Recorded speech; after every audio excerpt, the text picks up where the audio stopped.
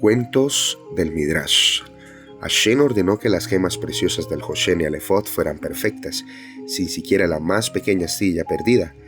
Las letras sobre ellas no podían por consiguiente ser talladas por medio de un instrumento, dado que éste hubiera causado a los diamantes tornarse sutilmente astillados.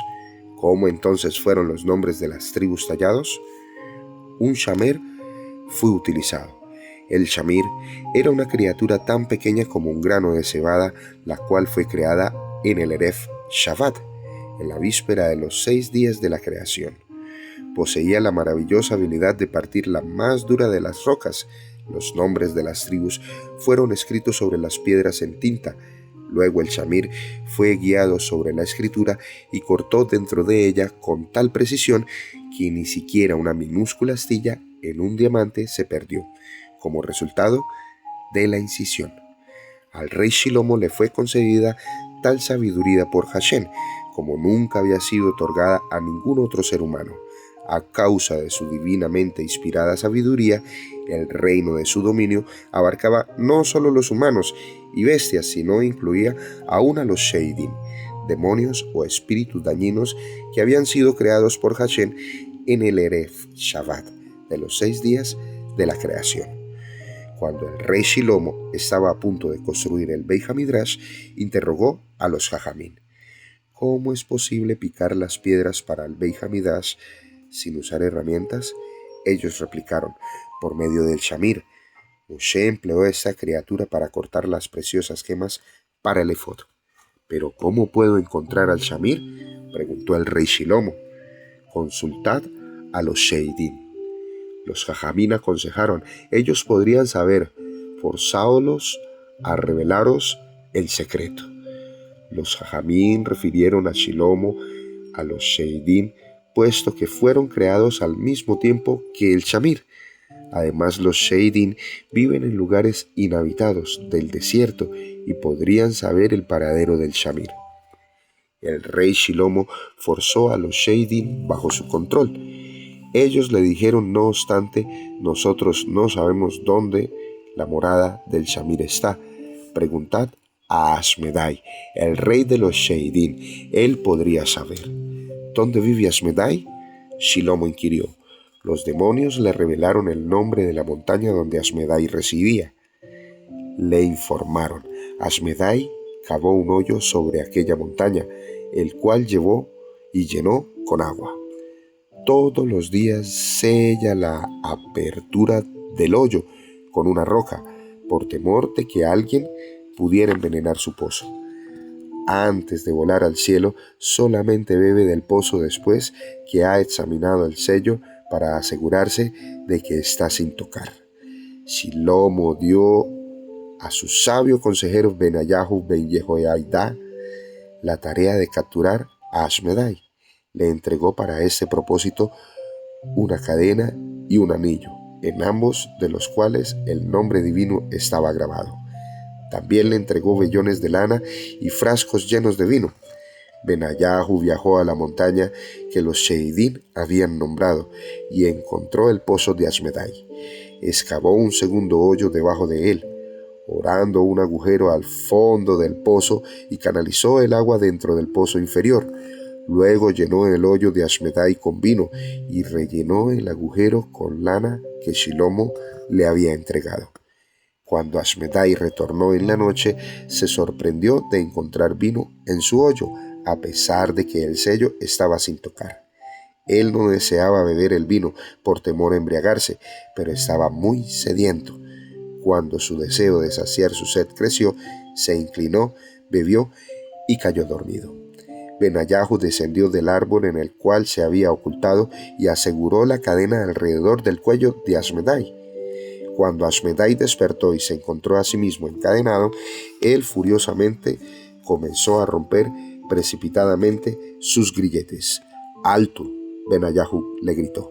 «El nombre de Hashem, vuestro amo, está sobre vos». Ashmedai entonces permitió a Benayahu conducirlo al rey Shilomo. Pero en el camino se comprometió en actividad destructiva, quebró un árbol y demolió una casa. Cuando ellos pasaron la choza de una pobre viuda, Ella le imploró no destruirla. Ashmedai tuvo misericordia de ella, pero al volverse, él quebró un hueso de su cuerpo. «Cuán ciertas son las palabras de Shilomo», exclamó, «una lengua suave quiebra un hueso». Misle 25:15.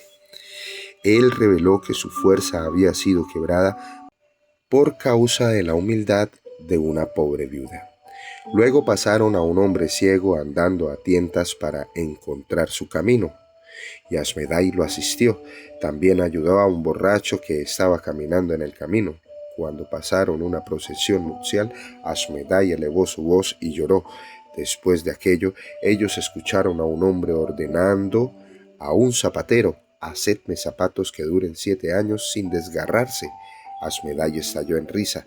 Él también se divirtió a sí mismo observando a un mago que proclamaba su gran poder en hechicería. Ellos arribaron a Jerusalén y después de 3 días de espera, Ashmedai fue admitido al rey Shilomo. El rey de demonios, que medía 4 amot, aproximadamente 2 metros, con una vara de 1 yarda, arrojó hacia abajo la varilla ante Shilomo y exclamó: «Este es el alcance de vuestra sepultura. ¿Por qué entonces os esforzáis vos mismo para conquistar tierras y me agitáis del fin de la tierra para presentarme ante vos? La razón por la que os molesté», respondió Shilomo, «fue mi deseo de descubrir el lugar de residencia del Shamir. Yo quiero construir el Beit HaMidrash de acuerdo con el mandamiento de Hashem». «El Shamir no me fue confiado a mí», respondió Ashmedai. «Hashem hizo al ángel del mar su guardián. El ángel lo entregó a la hembra del Bor, un cierto tipo de ave, adjurándola resguardar al Shamir cuidadosamente». «¿Por qué lo entregó al Bor hembra?», inquirió Shilomo. «El Bor hembra lo necesita para su propio sustento», explicó Ashmedai. «Ella transporta al Shamir a montañas inhabitadas, y el Shamir parte las rocas en aquellas regiones. El Bor hembra luego deja caer semillas frutales dentro de ellas y se sustenta a sí misma de los árboles frutales que crecen». Shilomo le dijo a uno de los sirvientes cómo capturar al Bor hembra, dándole una cubierta de vidrio para aquel propósito. El sirviente halló el nido del Bor hembra. El ave madre estaba ausente en aquel momento y él dejó caer la cubierta de cristal sobre el nido conteniendo su cría. Cuando el Bor hembra regresó, se encontró a sí misma separada de sus polluelos. Se fue a la carrera, retornó con el Shamir en su pico y lo colocó sobre el vidrio. El sirviente inmediatamente la ahuyentó con clamorosos sonidos. Tomó al Shamir y lo llevó al rey Shilomo. Cuando el Bor hembra descubrió que no había cumplido el juramento que había jurado al ángel del mar de custodiar al Shamir, ella misma se asfixió. Hashem no había confiado al Shamir a los seres humanos a causa del grave peligro de que ellos lo emplearan mal para partir el mundo en pedazos. Por esa razón el Bor hembra cometió suicidio cuando escuchó que el Shamir había caído en las manos del hombre. Benayahu luego interrogó a Ashmedai acerca de su extraña conducta en el camino. «¿Por qué guiasteis vos al hombre ciego?», le preguntó. «Yo escuché en el cielo», replicó Ashmedai, «que este hombre es un Sadid Gamur, un justo perfecto. Quien quiera que lo asiste adquiere una parte en el mundo por venir». «¿Pero por qué deberías haber ayudado al borracho a encontrar su camino?», preguntó Benayahu. «Yo escuché proclamando en el cielo», replicó el rey de demonios, «que él es un Rasha Gamur, un malvado perfecto. Realizándole una bondad, yo le correspondí por toda buena acción que él pudiera haber realizado durante su vida. Por tanto recibirá su castigo completo en el mundo por venir». «¿Y por qué llorasteis al ver al Hatán novio y a la Kalá novia?», Benayahu quiso saber. «Yo sé que el novio está destinado a morir en el espacio de 1 mes y su esposa permanecerá viuda por 12 años. «¿Y por qué razón?», Benayahu interrogó. «Además, os resistís ante el hombre que instruyó al zapatero coserle zapatos que duraran por 7 años. «Porque sé», replicó Ashmedai, «que él no vivirá siquiera 7 días. ¿Qué os divirtió acerca de los anuncios del mago a quien nosotros pasamos?», Benayahu preguntó. Ashmedai respondió: Él alega que ha tenido conocimiento de eventos que suceden al fin del mundo, pero ni siquiera sabe que hay un tesoro enterrado justo bajo sus pies. Benayahu no formuló preguntas acerca de la casa y el árbol que Asmedai había quebrado, sabiendo que los Sheidín son por naturaleza destructivos. Le pareció extraño, no obstante, que él, Shed, pudiera haber sido de asistencia a alguna gente. De algunas respuestas de Asmedai, Shilomo y sus consejeros derivaron un número de principios importantes. Ellos aprendieron que a los Sheidín se les es concedido el poder para infligir daño sobre personas que se consideran a sí mismas firmes y seguramente arraigadas a este mundo. Los Sheedín, no obstante, vienen a la asistencia de los pobres y humildes y de los justos que están ligados a Onanabá.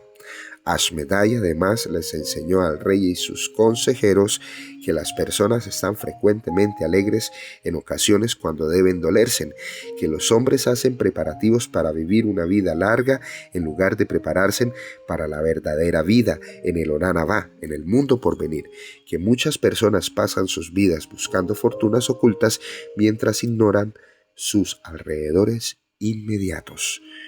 Con la destrucción del Beit HaMidrash, el Shamir desapareció. ¿Por qué era importante que el Cohen Gadol vistiera un tipo de vestidura? El Hoshen que contuviera los nombres de todas las tribus. El Cohen Gadol necesitaba un gran número de méritos a fin de poder alcanzar expiación para el Kol Israel.